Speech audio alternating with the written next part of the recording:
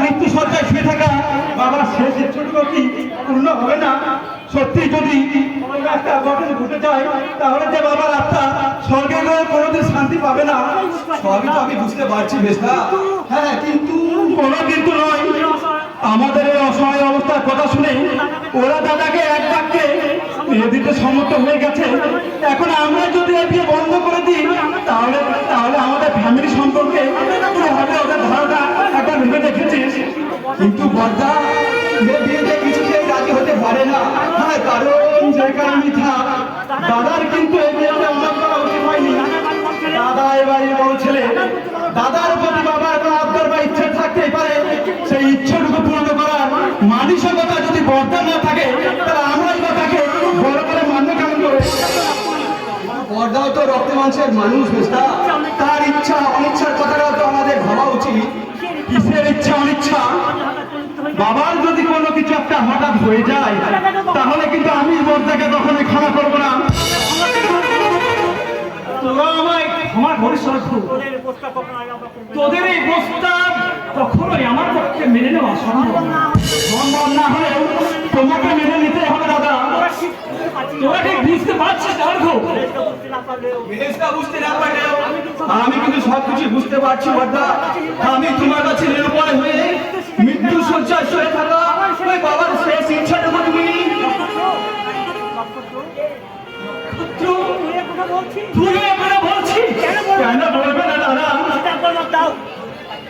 তুমি শুধু একবার মত দাও, আমরা তোমার বিয়ের ব্যবস্থা করছি।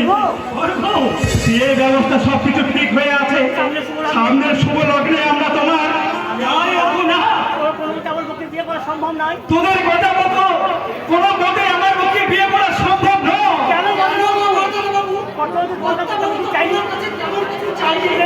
শুধু এই শেষ সময়ে তোমার বিয়েটা নিজের চোখে দেখা যেতে চাও, তাই কি চাও কি এই চাও কি তুমি পূর্ণ করতে পারো না? বাবার শেষ ইচ্ছেটুকু আমি পূর্ণ করতে পারতাম, কিন্তু এই মুহূর্তে আমি যে বড় বিয়ে তোমায় করতে হবে। বর্তমানিকে দেখলে কর্তাবাবু হয়তো সুস্থ হয়ে উঠতে পারে। আমি কেমন করে বোঝাবো? তোমাদের কথা মতো বিয়ে করে আমার পক্ষে সম্ভব নয়। কারণ এই মুক্তি বকুলের সঙ্গে আমার বিয়ের কথা শুনলে বাবার যদি কোনো আরো অঘটন ঘটে যায়, যদি বাবার কোনো বিশেষ কোনো খারাপ কিছু ঘটে যায়, না না আমি পারবো না। কেন পারবো না দাদা? কি অসুবিধা আছে তোমার? সব কথা বলা সম্ভব নয়, সম্ভব নয় বলতা। তোমার যদি সৎ সাহস থাকে তাহলে সব কথা তোমাদের সবার সামনে খুলে বলা উচিত। সব কথা আমি খুলে বলতে পারতাম, কিন্তু বাবার শরীরের কথা ভেবে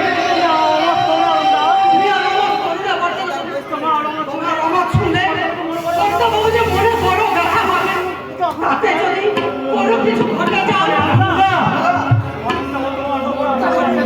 তোমার উপর বড় আশা করে বসে আছেন তো, তাই তো দিন রাত শুধু তোমায় খুঁজছে। আর গিন্নিমাকে বলছে মরার আগে ধ্রুবর বিয়েটা যদি দিতে পারতো তাহলে সত্যিতে মরতে পারতাম। এত বড় ইচ্ছেটা তুমি পূরণ করো বর্তমানবাবু, তুমি পূরণ করো। কিন্তু তাদের কোনো মতেই সম্ভব নয়। কেন সম্ভব না? কেন সম্ভব না? আমাদের প্রথম সন্তান অনেক বেশি স্নেহ ভালোবাসা দিয়ে তোকে আমরা মানুষ করেছি। আমাদের প্রতিটি কোনো কর্তব্য নেই বাবা। তোমাদের কর্তব্য রক্ষায় আমি নিজেকে বলে দিতে পারি না, কিন্তু আমার সত্যকে বলে দিতে পারি না। আমি বলো দাদা, বলো ভগবতা, বলো কোন সত্যকে তুমি সামনে রেখে বিয়েতে তুমি আমাকে বলছো? সেই কথা তুমি মায়ের কাছে খুলে বলো, খুলে বলো। বলো বলো। জানি না রামুদা। জানি না রামুদা, জানি না। আমি কিছু জানি না, কিছু না। বড়বাবু, মা গো, মাগো, মা। বাবা, আমি তোমার কথা রাখতে পারলাম না। আমাকে সন্তান দেবে, ক্ষমা করো মা। তোমার এই বাবাটা সন্তানকে তুমি ক্ষমা করো মা। ক্ষমা করো মা, ক্ষমা করো। আমার শেষ কথা তুই শুনে যা। আমার কথা রাখতে আর তোর বাবার মনের শেষ ইচ্ছা পূরণ করতে তুই যদি আমাদের কথা মতো বিয়ে না করিস তাহলে তোর বাবার বড় মুখটা খারাপ। আমার বড় মুখ।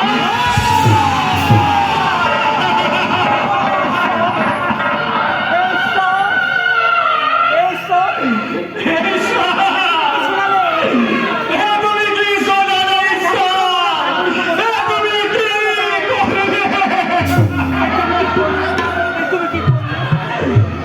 এই কথা শোনার আগে কেন তুমি আমার মৃত্যু দিলে না ঠাকুর? কেন?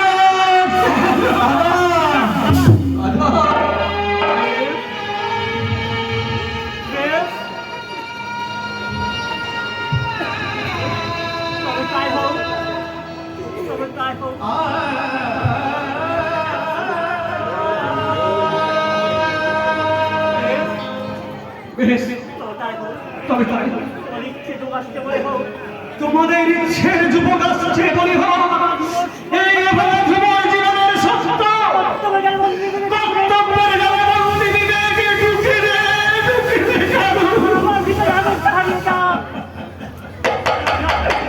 আর আমার ভিখারি আদর্শ হারিয়ে যায় ওই মিথ্যার সাথে। তবু আমি তোমাদের মুখের হাসি ফোটাতে কথা দিলাম না। তোমাদের কথা মতো বিয়ে আমি করব, আমি করব।